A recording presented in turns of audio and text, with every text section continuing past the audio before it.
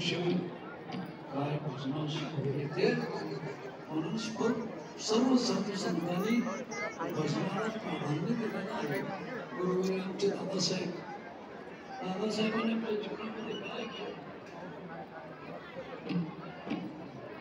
भजन आणि पण ती भजन आमच्यासारखं नव्हतं. हो वाटचाल जर असले तर ते भजन कसं भजन रोमातून भिडलं पाहिजे असं भजन करत चालत असताना मार्गक्रमण करत असताना असे भजन करायचे. मार्गी चालता पाऊला